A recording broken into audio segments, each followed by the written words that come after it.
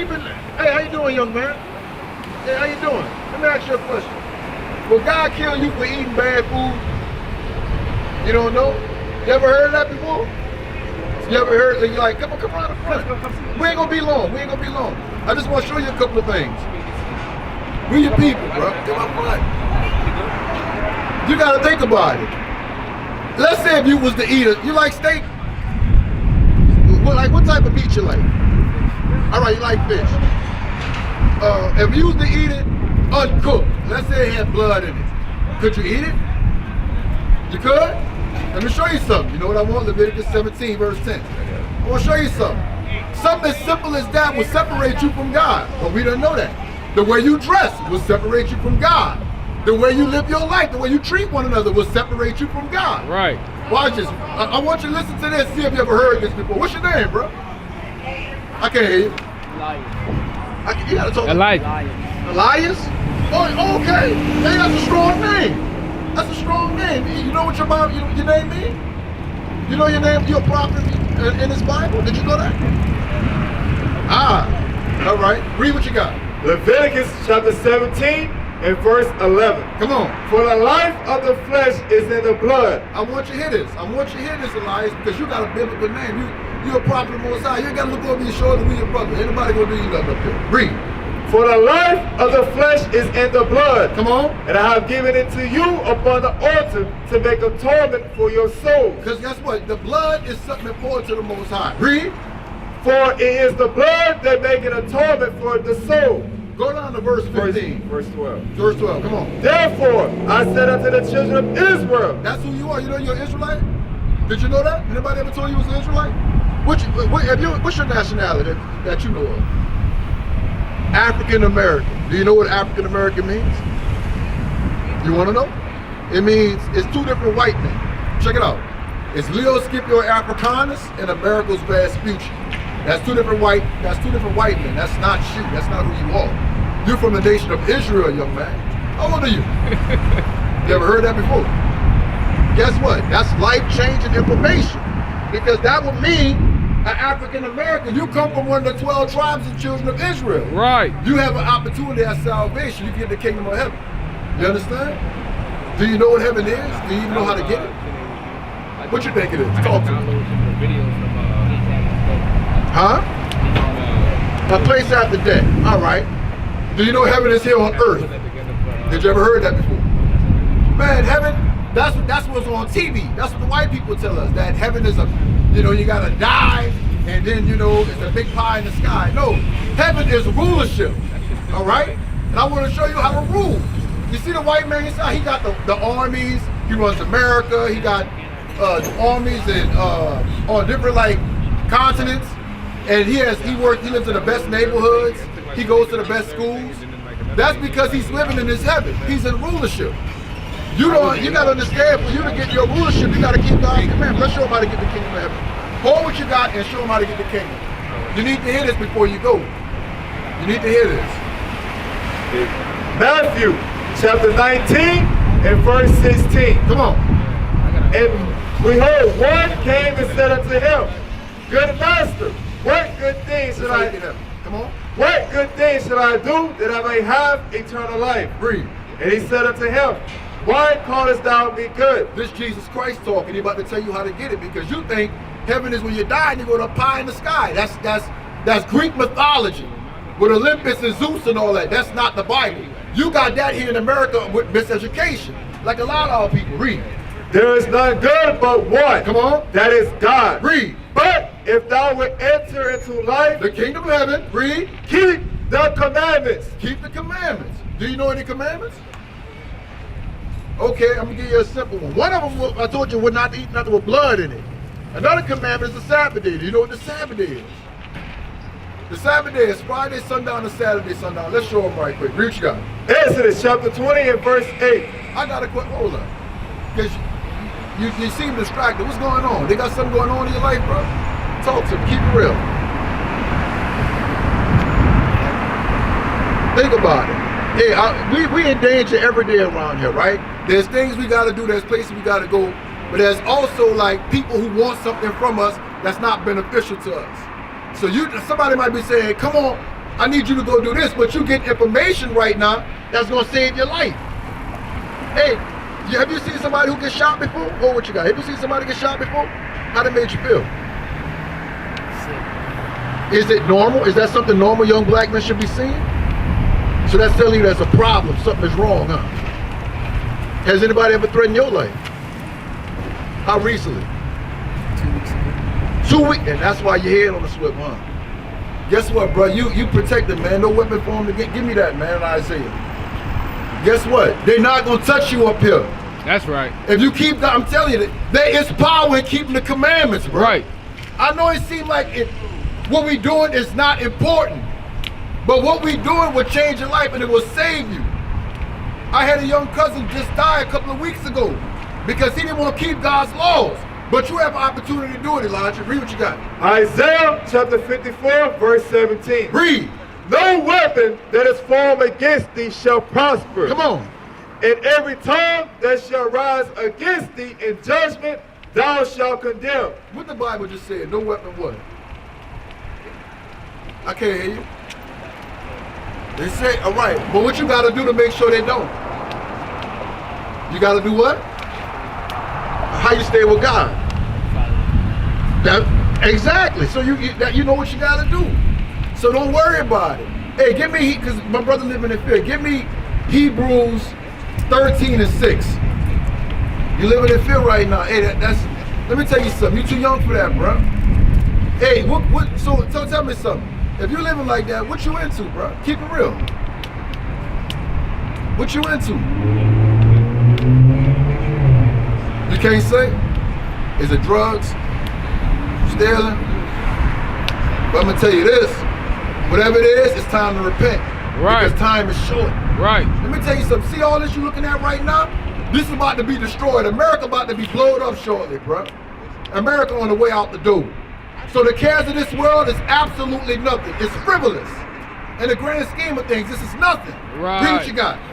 Hebrews chapter 13 and verse 6. Come on. So that we may boldly say, Read. the Lord is my helper. Come on. And I will not fear what man shall do unto me. Ain't no man can do you something if you fear the Lord. But you worried about being over here anyway. You say you coming from work, right? You go to school, right? You living your life right, or you out here in these streets?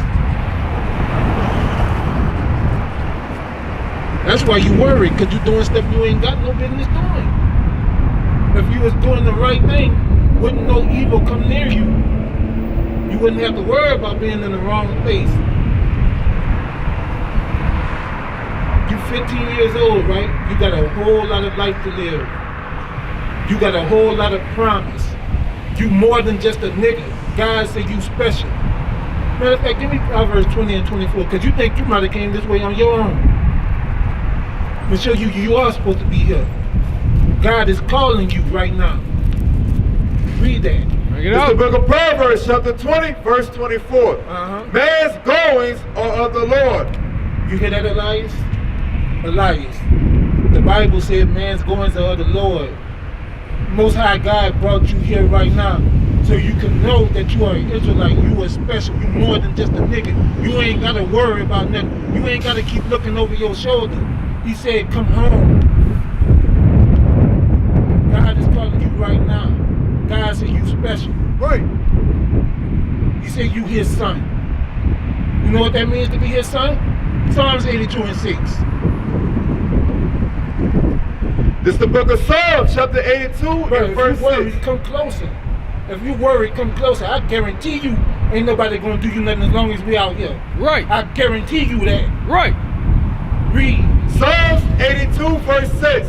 I have said ye are gods, and all of you are children of the Most High. God said you are God, bro. You are God on this earth. Right. You gotta start carrying yourself like a God, bro. Gods do godly things. Niggas is the ones that's out here dying in the streets. You ain't no nigga. Right.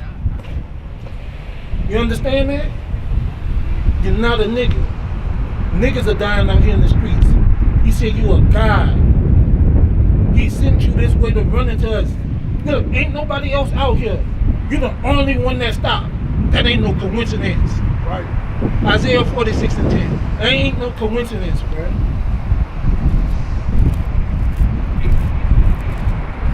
Isaiah chapter 46 and verse 10. Declare the end from the beginning, and from ancient times the things that are not yet done. So God said he declared the end from the beginning. So meaning that he already had this day ordained. He already had this time set. Because guess what? I used to be just like you. I was 15 years old. I was kicking people's doors in. They called me null and void because I ain't give a care about nothing, about nobody. But guess what? God called me out of that, just like he calling you right now. It's time for you to change. Whatever you out here doing, it don't matter. Be come to God, start keeping these commandments. That's why you here right now. That's why you're supposed to be here, to hear this, to hear that you great. Right. You understand? You ain't got to feel nothing or nobody, bro. You ain't got to feel nothing or nobody. You in the safest place in New Orleans right now. Wherever the prophets of God are at, you're gonna be safe. Ain't nobody gonna do you nothing. That's right. Ain't no harm gonna come to you yet. You understand?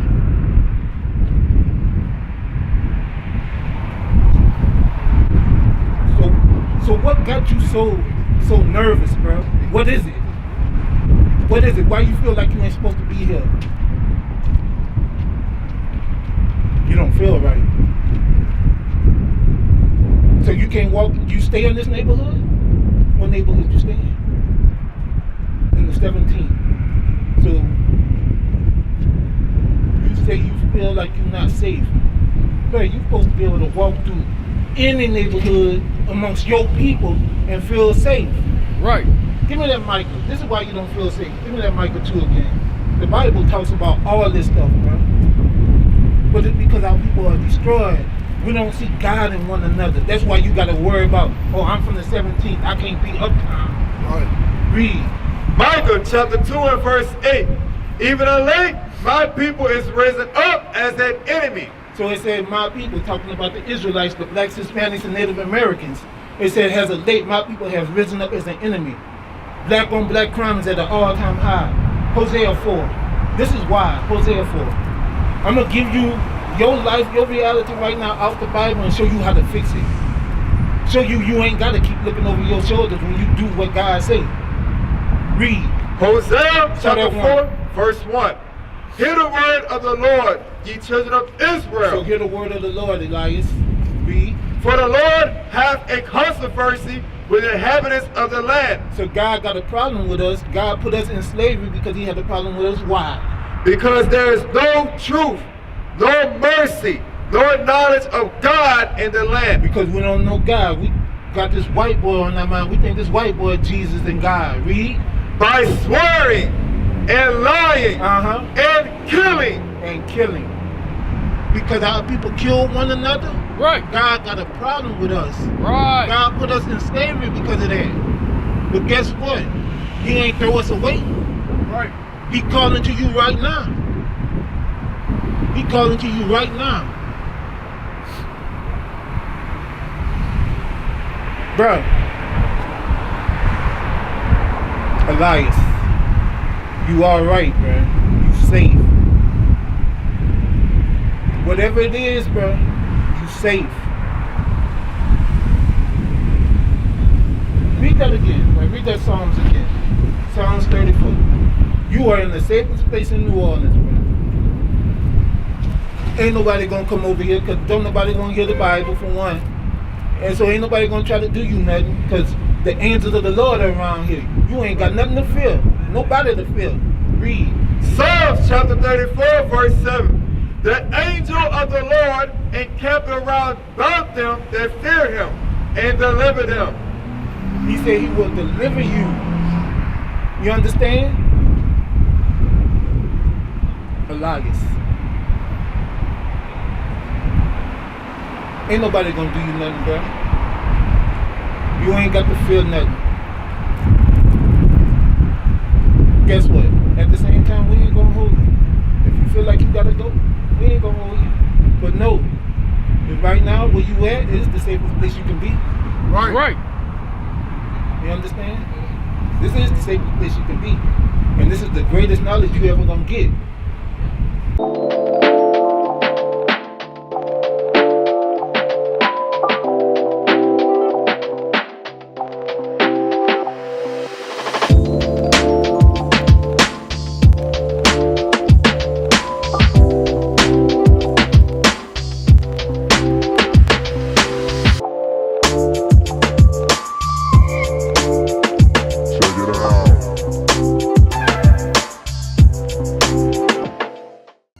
We used to scream black power while heroin was pushed.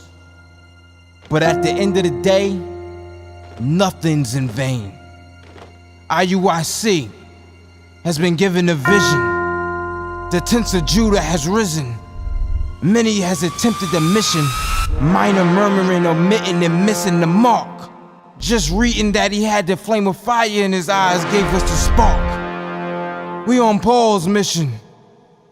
We out on the road, purple and gold, from Mexico, Cuba, Haiti, Ghana, Sierra Leone. 144,000 boots banging, concrete crackling. These are how men repented at heart. The scriptures is proof. IUIC, we deliver the truth.